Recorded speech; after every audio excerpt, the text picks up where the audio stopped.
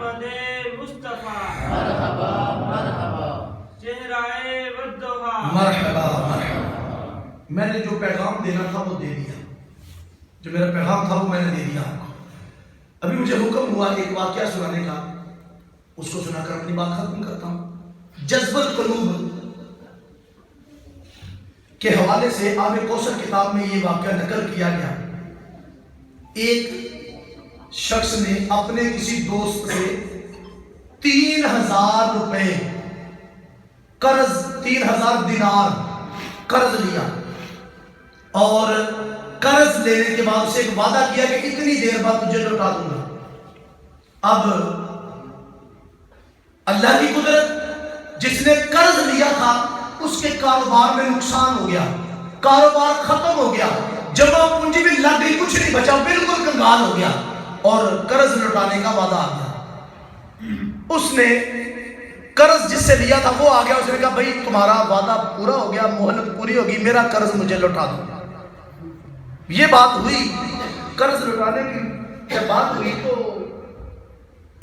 اس نے کہا بھائی دیکھو میرا کاروبار نہیں رہا، میں بالکل مفلس ہو گیا ہوں، کنگال ہوں، میرے پاس کچھ نہیں ہے، مجھے کچھ مہلت اور دے دو، کچھ وقت اور دے دو. وہ قاضی کے پاس چلا گیا جس نے قرض لینا تھا، دعویٰ کر دیا عدالت میں، قاضی نے بلا لیا دونوں کو، دونوں کی بات سنی اور 1 مہینے کی مہلت دے دی.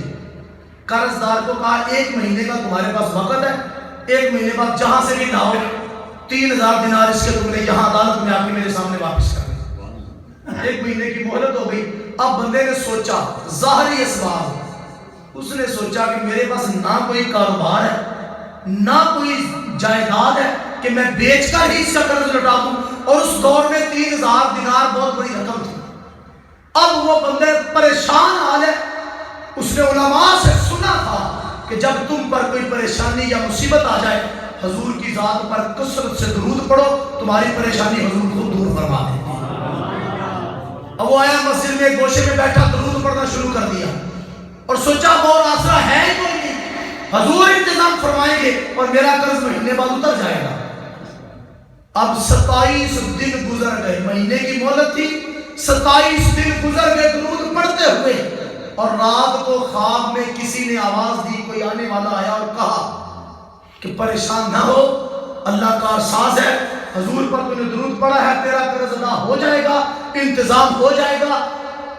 کرنا یہ ہے کہ صبح اٹھ کے تو نے جانا ہے علی بن عیسیٰ کے پاس، جو اس وقت وزیر تھا ملک کا. علی بن عیسیٰ کے پاس جانا، اسے کہنا رسول اللہ نے حکم دیا ہے کہ تیرا قرضہ وہ ادا کر دے. وہ بندہ کہتا ہے میں اٹھا، بڑا حشاش سوچ کے میرا انتظام ہو گیا، لیکن پھر میرے ذہن میں آیا کہ میں جاؤں علی بن عیسیٰ وزیر کے پاس اور کہوں مجھے حضور نے حکم دیا ہے کہ تو میرا قرضہ ادا کر، اور وہ کہے تیرے پاس کیا نشانی ہے، ابھی تجھے حضور نے بھیجا، ایسے تو نہیں آ گیا. کہتا یہ سوچ کر میں رک گیا، سارا دن درود پڑھتا رہا. رات کو خواب میں خود جس آقا پر میں درود پڑھتا تھا کرم فرمایا اور مجھے اپنا دیدار نصیب کر دیا. حضور تشریف لائے، فرمایا تجھے کہا تو تھا، پیغام تو میں نے بھیج دیا تھا کہ علی بن عیسیٰ کے پاس جا اور حکم دے کہ وہ میرا قرض ادا کرے، میری طرف سے حکم دے. کہتے صبح اٹھا، دل میں پھر وہی خیال ہے، پھر نہ گیا، وہ کوئی علامت مانگے گا، میں کیا کہوں گا، وہ کہے گا تو جھوٹا بندہ ہے. اب رات کو سویا، پھر خواب میں حضور تشریف لائے. میں تجھے کہا نہیں تھا کہ جا علی بن عیسیٰ کے پاس، وہ تیرا قرض ادا کر دے گا. اب اپنی پریشانی بیان کی، حضور میری پریشانی یہ ہے کہ اگر اس نے مجھ سے پوچھ لیا کہ دلیل کیا ہے، علامت کیا ہے، مجھے کیسے پتا چلے کہ تجھے حضور نے بھیجا؟ تو حضور نے فرمایا دلیل اور علامت بھی ہم تجھے عطا کر دیتے ہیں. علامت یہ ہے، تو سے اگر وہ تجھ سے نشانی مانگے تو اسے کہنا کہ نشانی یہ ہے، جب تو فجر کی نماز پڑھتا ہے اس وقت تک نہ دعا مانگتا ہے نہ کسی سے بات کرتا ہے جب تک تو حضور کی ذات پر 5000 بار درود نہیں پڑھ لیتا. اور اس کے اس درود پڑھنے کا یا اللہ کو پتا ہے یا لکھنے والے کرامن کاتبین فرشتوں کو پتا، اور کسی کو پتا ہی نہیں ہے.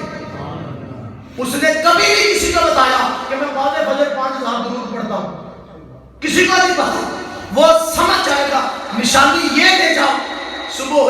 وہ شخص کہتا ہے مہینہ پورا ہو گیا، مہلت پوری ہو گئی، میں صبح فجر کی نماز پڑھی اور وزیر صاحب کے گھر پر جا کے پیغام دیا مجھ پر 3000 قرض ہے، اللہ کے محبوب نے حکم دیا ہے 3000 دینار میرا قرضہ تم ادا کرنا۔ اس نے کہا بھئی کیا نشانی ہے تمہارے پاس کہ واقعی تمہیں اللہ کے نبی صلی اللہ علیہ وسلم نے ہی بھیجا ہے؟ تو نشانی بتائی، کہا تم روزانہ 5000 درود پڑھتے ہو فجر کے بعد؟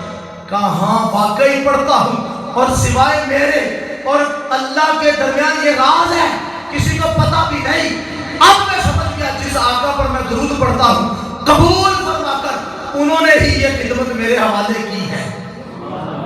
وزیر صاحب اپنے گھر گئے، 3000 درہم کا حکم ہوا تھا، وزیر صاحب 9000 درہم دینار لے کے آگئے، 9000 دینار، 3000 دینار اس کو دیے، کہا یہ اللہ کے محبوب علیہ السلام کے حکم کی تعمیل، حضور نے حکم دیا کہ 3000 دینار دینے ہیں، حکم کی تعمیل کے لیے یہ 3000 تم قرضہ ادا کرو، اب یہ 3 اور لو، 3000 دینار اور لو، اور ان کا کیا کرنا ہے؟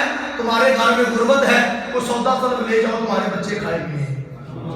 پھر 3000 اور دیا، کہ یہ بھی لے جاؤ، کہ یہ کس لیے؟ کہا کوئی چھوٹا موٹا کاروبار کر لینا، تمہارا روزگار چل جائے گا۔ اور کہا دیکھ یہ خدمت جو حضور نے میرے سپرد کی ہے نا، یہ تعلق کبھی توڑنا مت، ساری زندگی جب کبھی ضرورت پڑے میرے پاس چلے آنا، تیری خدمت میں کروں گا۔ اس نے 9000 دینار لیے، سیدھے عدالت قاضی کے پاس، وہ قرض لینے والا بھی آیا تھا، وہاں لے جا کے 3000 دینار سامنے رکھے، یہ لو جی اپنا قرضہ لے لو۔ اب قاضی پریشان ہو گیا، اس نے کہا ٹھہرو پہلے مجھے یہ بتا اتنی بڑی رقم تیرے پاس آئی کہاں سے؟ نہ تیرا کوئی کاروبار، نہ تیرے پاس کوئی جگیر جائیداد، 1 مہینہ تو تو نے کیا بھی کچھ نہیں، یہ پیسے لایا کہاں سے؟ پہلے یہ بتا، یہ 3000 آیا کہاں سے ہے؟ تو اس شخص نے اپنا وہ واقعہ بتایا کہ یوں حضور نے کرم فرمایا، یوں ملے ہیں پیسے، اور 3000 میں 9000 دینار ملے ہیں۔ اب قاضی نے فیصلہ وہیں پہ چھوڑا، اٹھ کر گھر چلا گیا۔ قاضی واپس آیا تھوڑی دیر بعد، کہا یہ 9000 دینار سارے کے سارے تم رکھو، ساری برکتیں وہ علی میں عیسیٰ کو دے جائے، تم یہ 9000 سارے رکھ لو، تمہارا قرض دینے کے لیے 3000 دینار میں اپنے گھر سے لے آیا ہوں، وہ میں دے دیتا ہوں۔ تو جس نے قرض لینا تھا اس نے کہا اچھا برکتیں یا علی بن عیسیٰ وزیر لے جائے یا قاضی لے جائے، کلمہ تو میں نے بھی رسول اللہ کا پڑھا ہے، اس کو یہ تیر بھی دو، یہ 12 ہی لے جائے، قرضہ میں نے اس کو ویسے کم کر دیا۔ وہ شخص جو 3000 کا مخلوص تھا، گھر میں فاقے تھے، اب 12000 دینار کی بڑی رقم لے کے گھر کو جا رہا ہے، اور یہ ساری برکت ہے حضور کی ذات پر درود و سلام پڑھنے۔